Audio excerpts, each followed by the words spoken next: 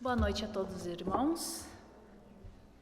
Sejamos todos bem-vindos nessa casa que nos recebe de braços abertos sempre que adentramos a ela. Agradeço a direção pelo convite para essa reflexão, para esse estudo, para que todos nós possamos aproveitar. Como já foi dito, a mensagem de hoje é as causas atuais das aflições, capítulo 5, Bem-aventurados os aflitos. Para a gente começar, eu gostaria de ler uma historinha para que a gente compreendesse um pouquinho melhor. O nome da história é O Mal Existe? Certo dia, um professor ateu desafiou seus alunos com a seguinte pergunta: Deus fez tudo o que existe?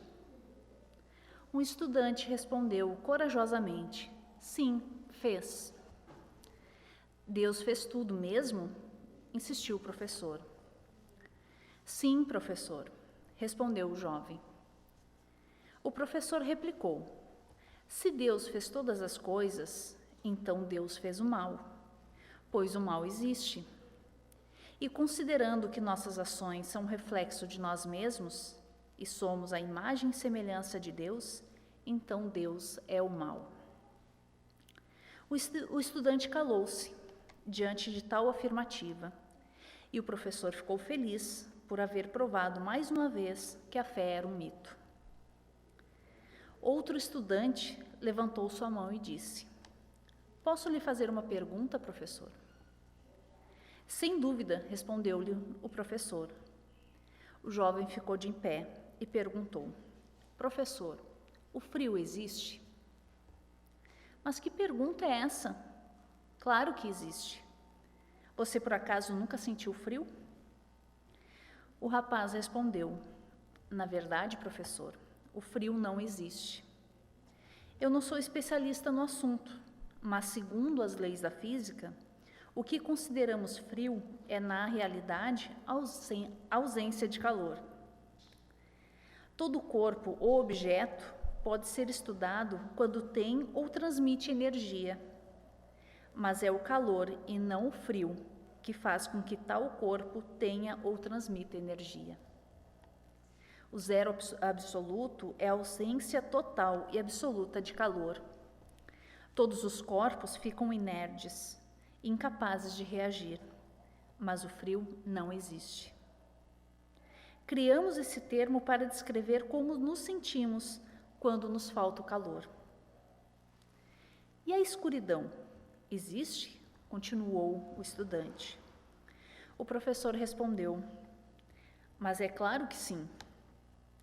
Novamente, o senhor se engana. A escuridão tampouco existe. A escuridão é, na verdade, a ausência da luz. Podemos estudar a luz, mas a escuridão não. O prisma de Newton decompõe a luz branca nas várias cores de que se compõe, com seus diferentes comprimentos de onda. A escuridão não. Um simples raio de luz rasga as trevas e ilumina a superfície que nos toca. Como se faz para determinar quão escuro está em determinado local do espaço? Apenas com base na quantidade de luz presente neste local. Não é mesmo? Escuridão é um termo que o homem criou para descrever o que acontece quando não há luz presente. Finalmente, o jovem estudante perguntou ao professor: Diga, professor, o mal existe? Ele respondeu: Claro que sim. Como eu disse no início da aula, vemos roubos, crimes e violência diariamente, em todas as partes do mundo. Essas coisas são o mal. Então o estudante disse: O mal não existe. Ou pelo menos não existe por si só. O mal é simplesmente a ausência do bem. O mal, como acontece com o frio e o calor, é um termo que o homem criou para descrever essa ausência do bem. Assim sendo, Deus não criou o mal. Deus criou o amor, a fé, que existem como existe a luz e o calor. Já o mal é resultado da falta de Deus nos corações. É como o frio que surge quando não há calor, ou a escuridão que acontece quando não há luz. Diante da lógica, da argumentação do aluno, o professor se calou, pensativo. O mal não tem vida própria, é apenas a ausência do bem. Onde o bem se faz presente, o mal bate em retirada. Já o amor é de essência divina e está presente no coração de todos os homens, mesmo que em estado latente, esperando oportunidade de germinar, crescer e florescer. Eu escolhi essa história para que a gente pudesse entender um pouquinho mais sobre as nossas aflições. Já que o mal não existe, é só uma ausência do bem, o mal, ele surge na ignorância dos homens. E quando nós falamos em ignorância, não é naquele termo pejorativo que a gente define as pessoas que são agressivas, violentas, rudes. Nós estamos falando da ignorância do saber, o não entendimento. E quando nós ignoramos o bem, os benefícios do bem, ignoramos o mundo espiritual, a nossa verdadeira essência, nós temos como base só aquilo que nós conseguimos ver, conseguimos enxergar. E para quem vive nesse sistema, onde usa expressões comuns como a vida é uma só se vive uma vez, frases como o mundo é dos espertos e a lei é dos fortes, são lógicas. Porque se a única vida que nós conhecemos é essa que nós estamos vivendo, vamos usufruir. Vamos aproveitar tudo que ela tem para nos dar. E se a gente não dá valor às coisas que não são palpáveis, vamos aproveitar as coisas materiais. E é por isso que nós vemos todos os dias situações onde quem tem mais sempre quer mais, onde as pessoas que deveriam punir pelos mais fracos, desprotegidos, acabam sendo algozes. Porque na vida temos que escolher, ou vamos ser vítimas ou algozes. É a mentalidade de quem só enxerga esta reta, a do imediatismo, do que é para agora, o que me satisfaz neste momento. E aí pensamentos como os que a gente pôde ver essa semana, que diz, por que eu vou me privar de comer o que eu gosto, se eu posso simplesmente morrer amanhã?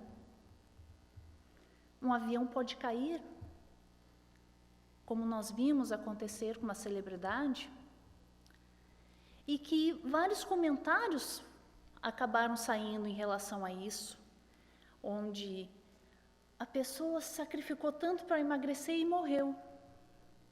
Nossa, eu me lembrei depois dessa situação, mas comentários assim. Entre comentários pejorativos em questão ao físico da artista, tinha pessoas ainda com pena, era real, dizendo assim, nossa, agora que ela ficou bonitinha, ela morreu. Como nós ainda visamos a matéria. Como ainda nós valorizamos a matéria dessa forma. Como se fosse a única coisa. E nós enxergamos o outro assim. Por isso comentários desse tipo surgem. Porque nós só visamos a parte externa.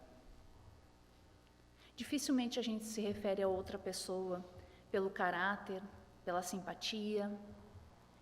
A gente descreve pelo físico, porque nós ainda temos dificuldade de compreender a nossa realidade espiritual, o que realmente somos.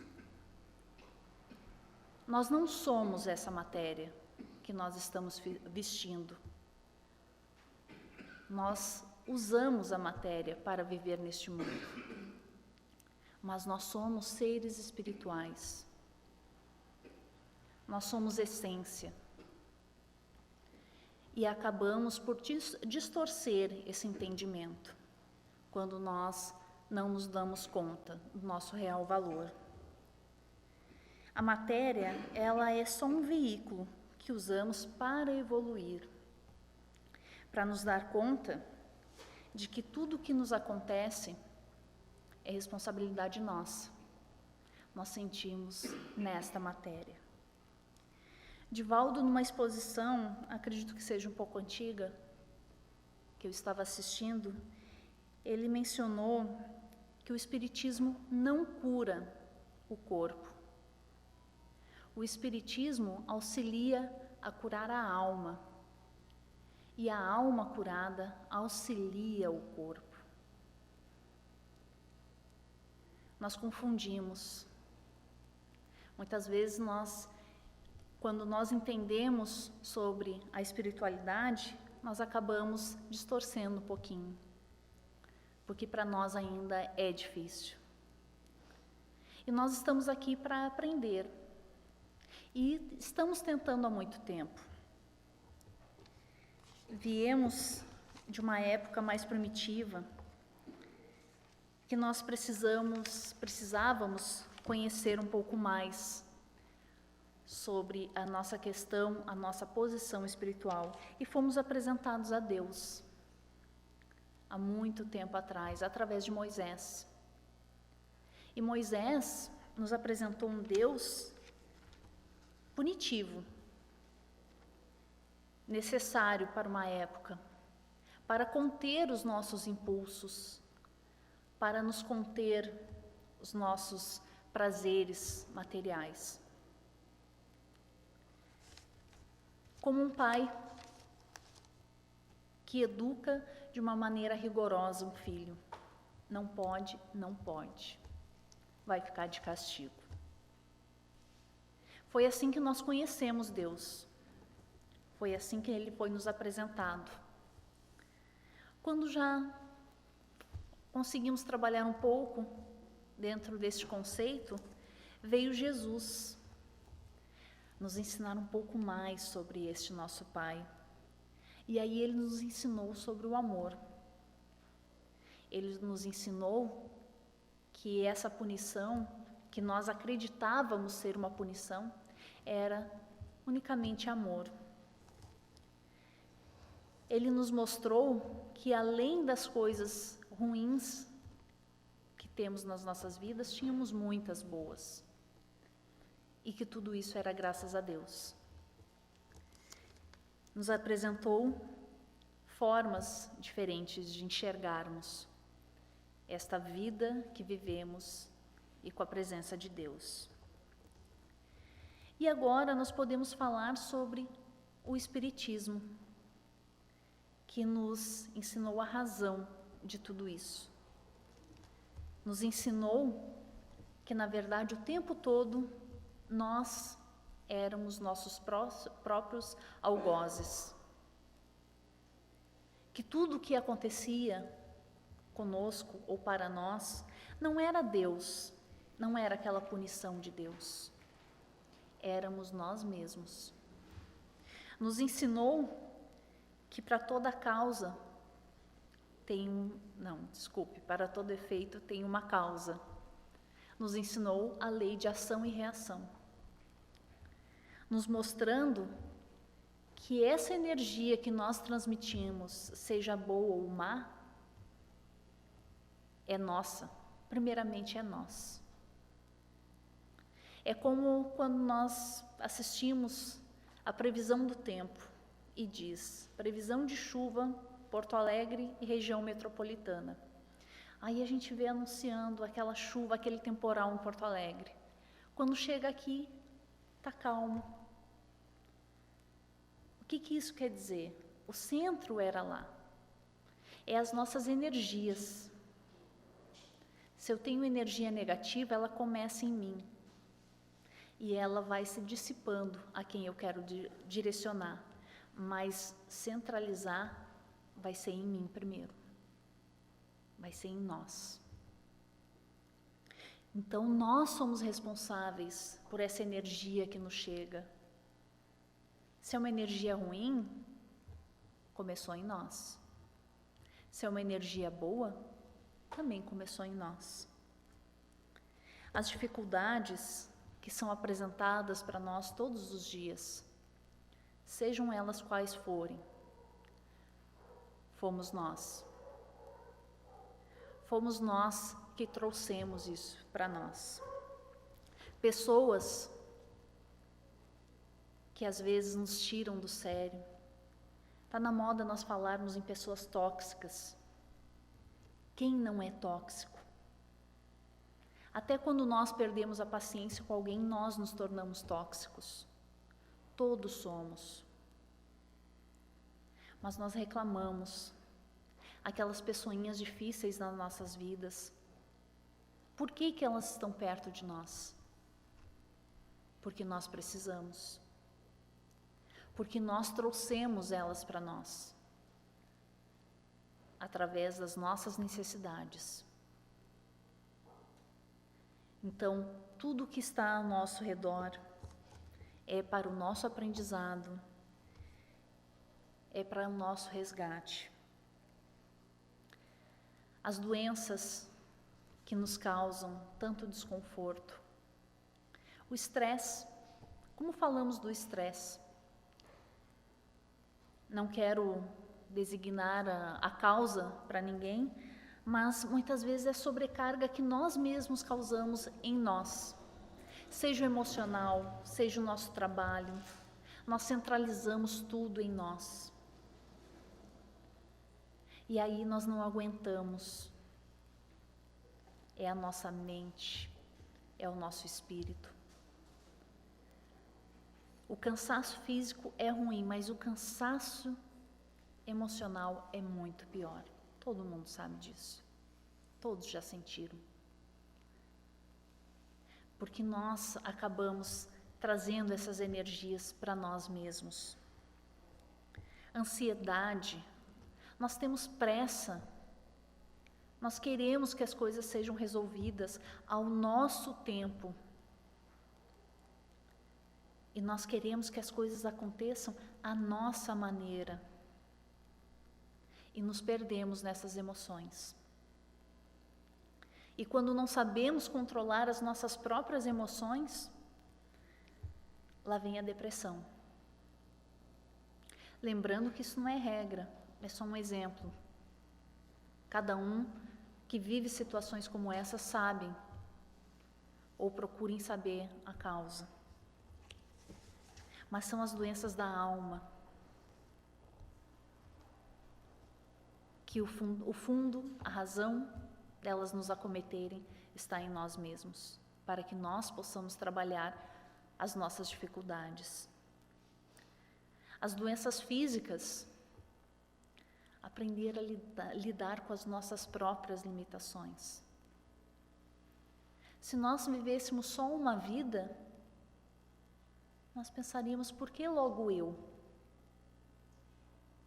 Mas nós sabemos que essa é só mais uma encarnação que estamos aqui. É mais um momento de aprendizado, é mais um momento de escola. E por isso essas limitações é para nos ensinar a valorizar o que nós temos. É difícil, mas é necessário. Obediência e resignação. É um capítulo do Evangelho, capítulo 9. Aprender a ser resignado nas nossas dificuldades.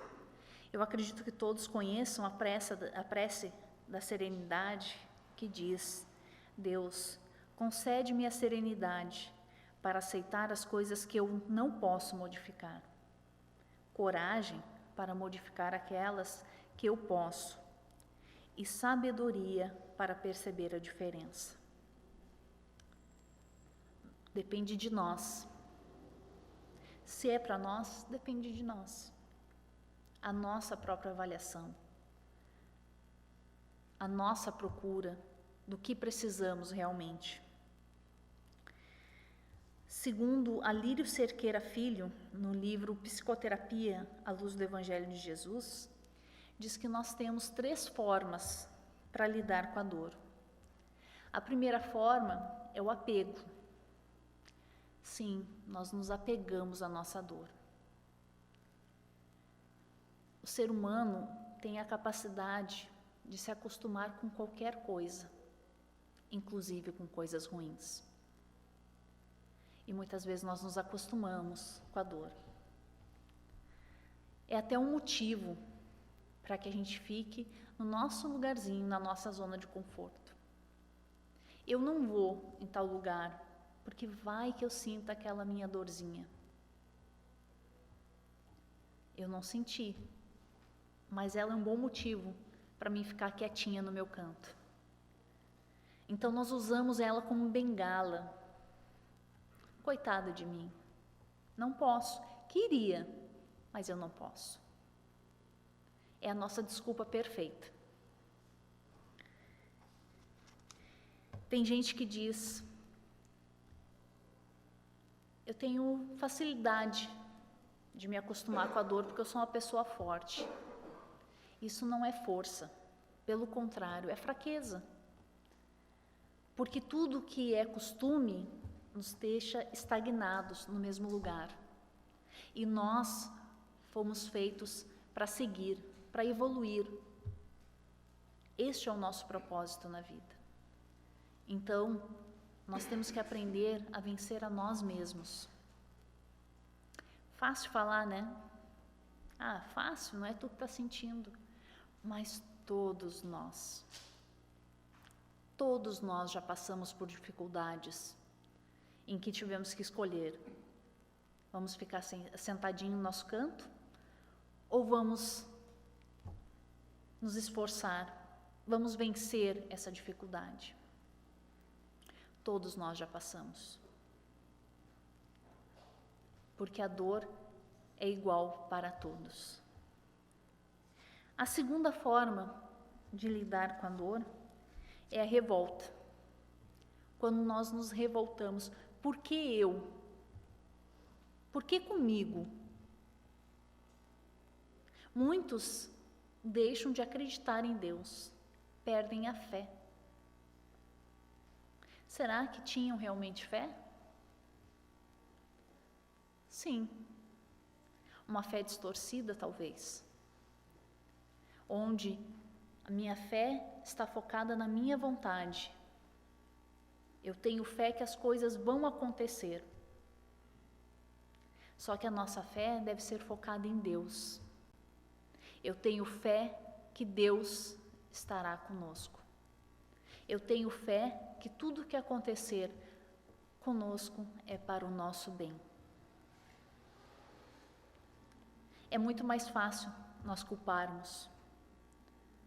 Culpar aquele familiar que me incomoda, aquele colega de trabalho, mas ninguém tem poder sobre nós, a não ser que nós mesmos permitimos. Então aquela pergunta: por que eu? Por que não eu? Por que com outro pode, comigo não? Eu sou tão melhor assim? E a terceira maneira de lidar com a dor é a aceitação. Ok, eu tenho um problema. Como posso resolver? É entender que se a dificuldade bateu na minha porta, é porque o endereço estava certo. Era para mim. E agora eu preciso aprender com ele. Qual é o aprendizado? Cada um vai saber. Mas não há necessidade de nós piorarmos o problema, pensando, porque pensando, vai doer. Nós temos que encontrar o caminho. Tem jeito? Que bom, vamos seguir. Tem como amenizar? Também. Porque às vezes arrumamos um problema que não tem solução, mas tem atenuantes. Então nós procuramos o mal e o remédio. Deus sempre coloca o remédio do lado do mal. Então nós podemos encontrar e façamos um esforço para isso. Aqueles que acreditam realmente em Deus, que têm fé em Deus, aceitam com mais facilidade, conseguem encontrar também com mais facilidade a melhora. E isso é comprovado cientificamente. As pessoas que têm uma religiosidade, fé, que continuam em busca, lutando, com ânimo, com coragem, se recuperam mais rápido.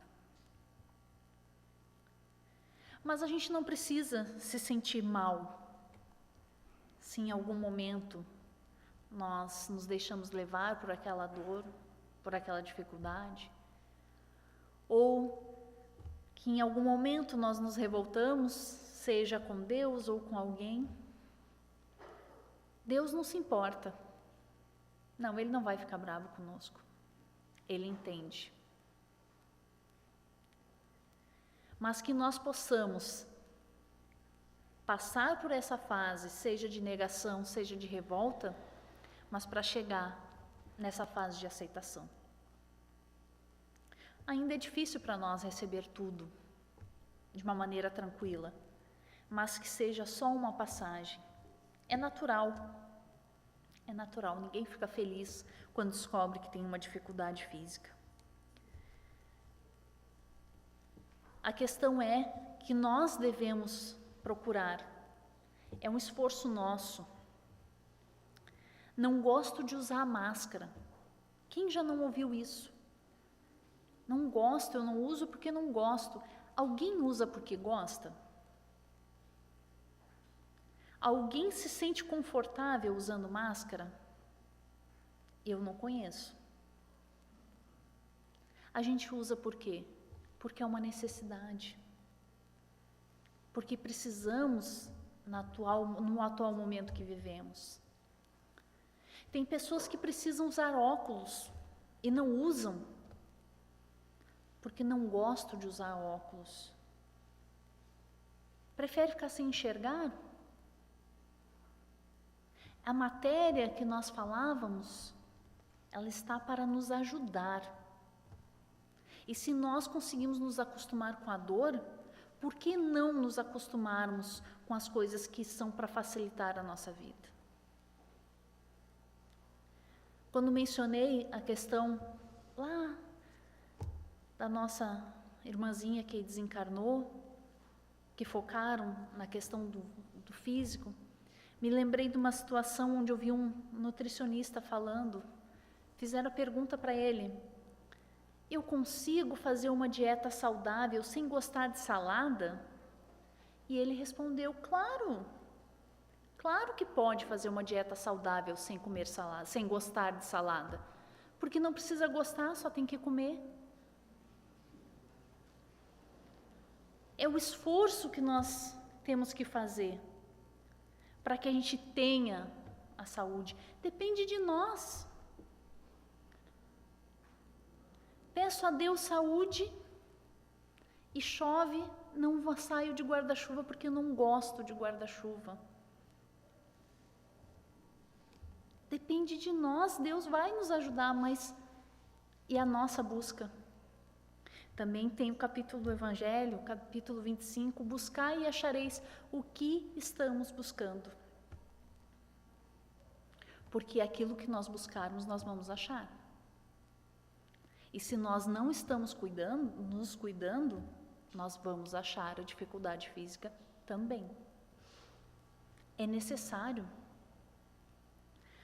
Todos vamos morrer um dia. Todos vamos voltar para a pátria espiritual um dia. É o argumento de muitos. Vamos todos morrer. Sim, nós vamos um dia, nos outros todos nós vamos viver. E cabe a nós escolher como é que vamos viver esses outros dias. Se é sofrendo, com dificuldade que nós mesmos causamos, ou se é da melhor maneira que nós pudermos. Já está quase no fim? Já está no fim? Queria mencionar que na nossa vida atual existem várias campanhas para reforçar esse sentimento. E não são campanhas espirituais, são materiais. Porque o mundo hoje, clama por isso. Porque essa dificuldade não é minha, não é de nós aqui, é do mundo todo. Vivemos no mundo escola e vivemos de dificuldades para o nosso aprendizado. Temos lá o Setembro Amarelo, que é o mês de valorização da vida, para que a gente possa compreender e ter gratidão pelo momento que estamos vivenciando aqui, nessa oportunidade que temos de fazer o nosso melhor. Temos o Outubro Rosa, valorização, também prevenção do câncer feminino. Tem muita gente que diz que doença silenciosa, mas nós estamos vivendo na era da prevenção. Também ir no médico é ruim? É, mas é para prevenir, para que a gente não tenha que ir com mais frequência, vamos prevenir. Novembro Azul foi mencionado, estamos passando por esse período. Interessante é que pela nossa cultura, pela ignorância que nós nos acostumamos a viver, sabemos hoje que 75% dos suicídios que acontecem é dos homens, é de homens. Porque nós fomos criados numa sociedade que falar de sentimento é coisa de mulher. E agora Novembro Azul nos remete a isso também, porque também foi incutido na nossa cultura que quem procura médico é a mulher. Que o homem é forte, é durão, que não precisa. E nós sabemos que não é assim. Nós sabemos que todos precisamos. Dezembro, temos Dezembro Laranja, que é a prevenção do câncer de pele, que também nós deixamos de se cuidar por questões estéticas. Então, nós temos um apelo material muito grande, espiritual muito grande. Mas a decisão ainda e sempre será primeiro a nossa. Então, nós temos que ter essa consciência do que queremos, do que esperamos. Queremos viver uma vida melhor, mais tranquila? Façamos por onde. Para encerrar, eu vou ler uma mensagem do livro Caminho, Verdade e Vida, Chico Xavier, por Emmanuel. A mensagem diz: esperar em Cristo. Nos fala assim: o exame do versículo fornece ao estudioso explicações claras. É natural confiar em Cristo e aguardar nele, mas que dizer da angústia da alma atormentada no círculo de cuidados terrestres, esperando egoisticamente que Jesus lhe venha satisfazer os caprichos imediatos? Seria razoável contar com o Senhor tão só nas expressões passageiras da vida fragmentária? É indispensável descobrir a grandeza do conceito de vida, sem confundi-lo com uma vida. Existir não é viajar na zona da infância, com escalas na juventude, madureza e velhice, até o porto da morte. É participar da criação, pelo sentimento e pelo raciocínio. É ser alguém e alguma coisa no concerto do universo.